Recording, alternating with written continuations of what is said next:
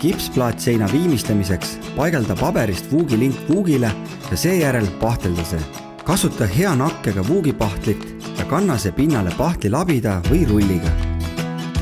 Selles videos näitame mõlemat meetodit.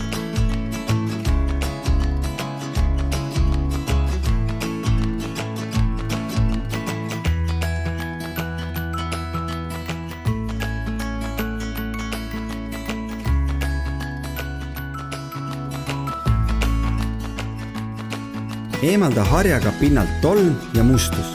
Kanna vuugipahtlit pahtilabidaga pinnale selliselt, et see täidaks kipsplaadi vuugi põhja. Suru vuugilint pahtilabidaga pahteldatud vuugi peale. Jälgi, et vuugilindi alla ei jääks õhumulle. Pahtlijäägid võid kanda vuugilindi peale. Vajadusel lisa vuugilindile pahtlit, et pind jääks tasane.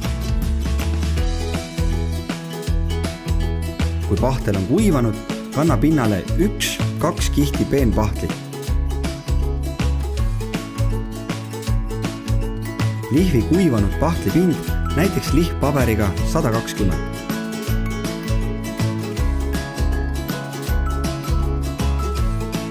Rullpahtel säästab tööaega, eriti kui on vaja täita palju vuuka. Eemalda harjaga pinnalt tolm ja mustus. Rulli vuugile kiirelt rullpahtlit paksu kihina.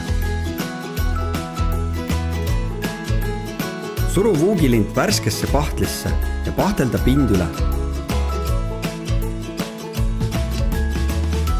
Lihvi kuivanud pahtlipind lihppaberiga ja kanna vuugile veel 1 kiht rullpahtlit. Peale seda lihvi kuivanud pind lihppaberiga 120. Sulge pahtlipurgid hoolikalt. Pese tööriistad vee ja seebiga või puhastusvahendiga pentselipesu. Nüüd on sein kruntimiseks valmis. Kruntimisel võivad välja tulla pahteldamise väikesed vead. Need saad parandada peenpahtliga, kasutades väikest pahtilabidat.